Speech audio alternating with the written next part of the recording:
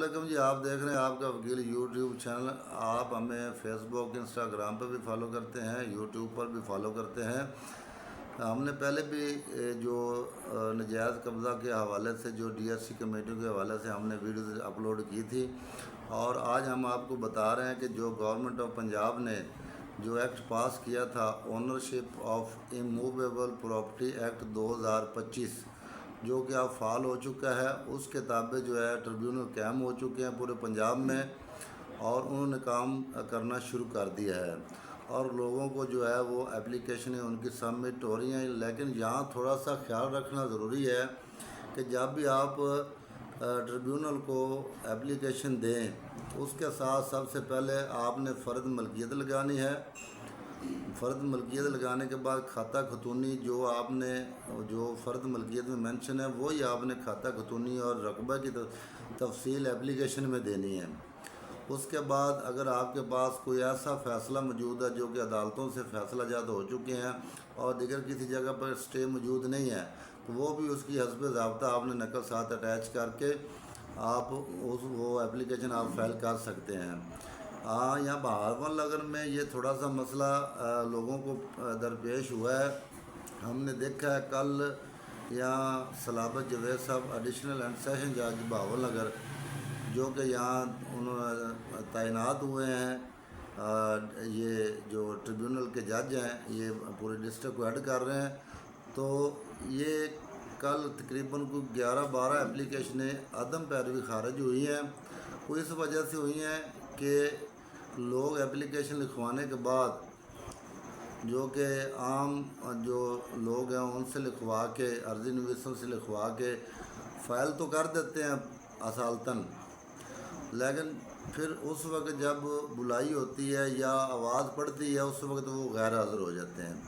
جس کی وجہ سے ان کی درخواستیں جو ہے کل 11-12 درخواستیں اس گراؤنڈ پر خارج ہوئی ہیں کہ اصالتاً حاضری نہیں ہوئی۔ تو جب بھی آپ درخواست فائل کریں، آپ کی حاضری مسٹ ہے، اور جو جج صاحب کے پاس حاضر ہوں وہاں آپ کا انگوٹھا لگے گا۔ انگوٹھا لگنے کے بعد آپ کی حاضری تسلیم ہو جائے گی۔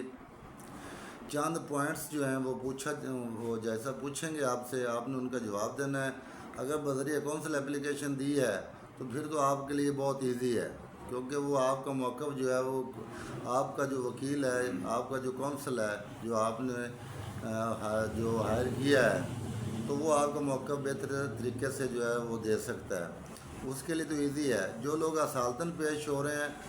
یا وہ موقف اپنا صحیح جج صاحب کو نہیں بتا رہے، جس کی وجہ سے مبہم معاملات آ رہے ہیں، جس کی وجہ سے وہ ڈیٹس پڑ جاتی ہیں، ادروائز اپلیکیشن یا فوری جو سبمٹ ہوتی ہے اس کے اوپر فوری ہی سبمٹ ہونے کے بعد نیکسٹ ڈے جو ہے وہ ڈی سی صاحب کے پاس پہنچے گی۔ ڈی سی صاحب سے نیچے جو ہے وہ اے سی صاحب، اور پھر رپورٹ کے لیے ودن 30 ڈیز جو ہے وہ رپورٹ جو ہے محکمہ مال نے وہ جو جج صاحب کو، جو ٹریبیونل کے جج ہیں معزز جج، ان کو جمع کروانی ہے۔ اس کے بعد وہ پھر نیکسٹ اپنا جج صاحب فیصلہ دیں گے، اور اس کے بعد پھر وہ فیصلے کے مطابق اس کے اوپر قبضہ آپ کو دلوایا جائے گا۔ یہ جو ہم نے حکم بیان کیا ہے کہ جب بھی درخواست آپ دیں گے تو پھر درخواست جو ہے وہ پراپر دیں، پوری ڈیٹیل دیں، پورے کوائف دیں۔ آپ ادھوری درخواست دیں گے جس کی وجہ سے وہ درخواست جو ہے قابل سماعت نہیں رہتی ہے اور خارج ہو جاتی ہے۔ نمبر 1 تو آپ اصالتاً درخواست دینے کے بعد آپ کی حاضری مسٹ ہے، حاضری دینی ضروری ہے۔ حاضری کے بغیر جج صاحب آپ کی وہ غیر حاضری تصور کرتے ہوئے عدم پیروی درخواست کو خارج کر دیں گے۔ تو یہ انشاءاللہ ہم مزید بھی اس کے اوپر ویڈیوز اپلوڈ کرتے رہیں گے۔ اگر ہماری آپ کو یہ ویڈیو پسند آئی ہو تو ہماری اس ویڈیو کو لائک کریں، کمنٹ کریں، شیئر کریں، اور مزید اگر کوئی ڈیٹیل آپ کو چاہیے تو ہم انشاءاللہ واٹس ایپ نمبر بھی ہم دے رہے ہیں، اس کے اوپر بھی آپ ہم سے مفت قانونی مشورہ لے سکتے ہیں،